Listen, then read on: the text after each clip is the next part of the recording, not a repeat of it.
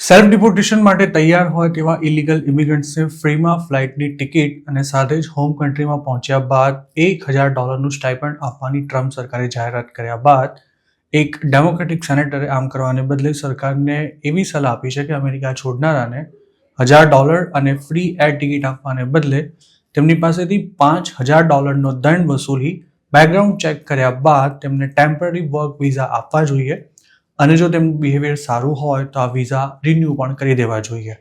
આ સલાહ આપનારા સેનેટરનું નામ છે રૂબેન ગાલેગો અને તેઓ એરિઝોનાના ડેમોક્રેટિક પાર્ટીના પ્રતિનિધિ છે. રૂબેને એક્સ પર એસોસિએટેડ પ્રેસની એક પોસ્ટને શેર કરી પોતાનો મુદ્દો રજૂ કર્યો હતો, જેના પર અનેક લોકોએ કમેન્ટ્સ કરી હતી અને તેમાંથી ઘણી કમેન્ટ્સ પર રૂબેને જવાબ પણ આપ્યો હતો. તેમની આ પોસ્ટને 6 લાખથી પણ વધુ લોકો જોઈ ચૂક્યા છે અને તેના પર 2300થી વધુ લોકોએ કમેન્ટ્સ કરી છે.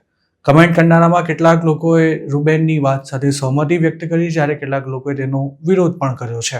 એક યુઝરે રૂબેનને એવો સવાલ કર્યો હતો કે જે લોકો અમેરિકાના સિટીઝન બનવા માટે કાયદાકીય પ્રક્રિયા અનુસરી રહ્યા છે તેમના કરતાં જલ્દી તો ઇલીગલ ઇમિગ્રન્ટ્સ માત્ર $5,000નો દંડ ભરી સિટીઝનશિપ મેળવી લેશે. જેના જવાબમાં રૂબેને એવું જણાવ્યું હતું કે વર્ક વિઝા એ કોઈ સિટીઝનશિપ નથી.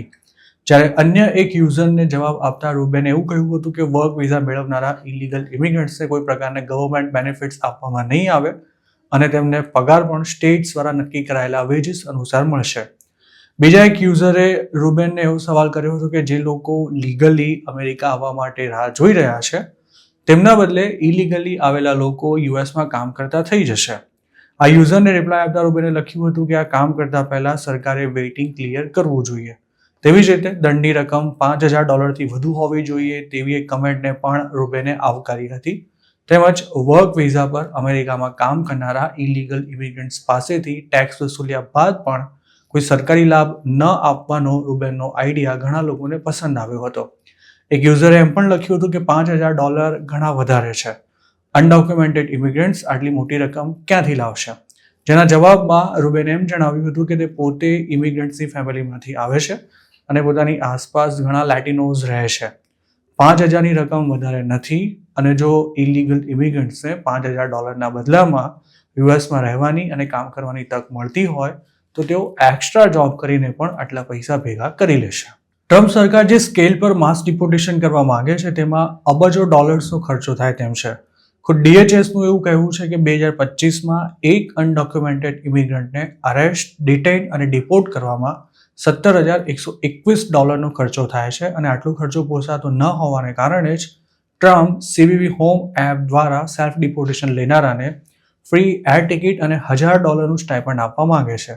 જોકે રૂબેન ગાલેગોએ જે આઈડિયા રજૂ કર્યો છે તે સાવ નાખી દેવા જેવો પણ નથી. યુએસમાં રહેતા ઇલીગલ ઇમિગ્રન્ટ્સ ખરેખર તો સસ્તા મજૂરો છે જે એવા મજૂરીના કામ કરે છે કે જેમને કોઈ અમેરિકન કરવા માટે ક્યારે પણ તૈયાર નથી થવાના. યુએસમાં કન્સ્ટ્રક્શનથી લઈને એગ્રીકલ્ચર અને પશુપાલન જેવા ઉદ્યોગોમાં ઇલીગલ ઇમિગ્રન્ટ્સ મોટા પાયે રોકાયેલા છે, જેમાંથી ઘણા પાસે વર્ક પરમિટ ના હોવાથી તેમને શોષણના ભોગ બનવું પડે છે અને કેશમાં સેલરી મળતી હોવાથી આવા મોટાભાગના લોકો ઇન્કમ ટેક્સ પણ પે નથી કરતા.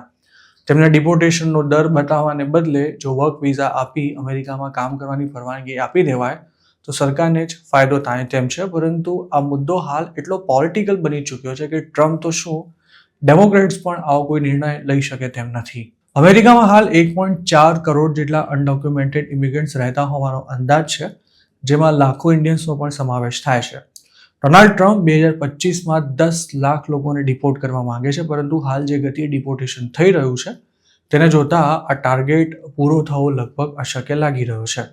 અમેરિકાની અંદરથી ઇલીગલ ઇમિગ્રન્ટ્સને પકડીને ડિપોર્ટ કરવા ખૂબ જ ખર્ચાળ અને સમય માગી લે તેવું કામ છે અને એટલે જ હવે ટ્રમ્પ એડમિનિસ્ટ્રેશન સેલ્ફ ડિપોર્ટેશન પર ભાર મૂકી રહ્યું છે, જેના માટે અત્યાર સુધી ઇલીગલ ઇમિગ્રન્ટ્સને ડરાવવામાં આવ્યા હતા અને હવે તેમને $1,000ની ઓફર પણ અપાઈ રહી છે. જોકે ત્યારબાદ પણ કેટલા લોકો અમેરિકા છોડવા તૈયાર થશે તે નક્કી નથી.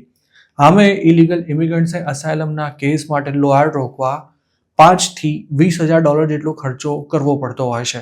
તેના બદલે જો સરકાર જ તેમની પાસેથી $5,000નો દંડ વસૂલી તેમને વર્ક વિઝા આપી દે તો તેમાં બંને પક્ષ ફાયદામાં રહી શકે છે અને આમ કરવું ટેકનિકલી અશક્ય પણ નથી, પરંતુ તેના માટે પોલિટિકલ વિલ હોવો જરૂરી છે.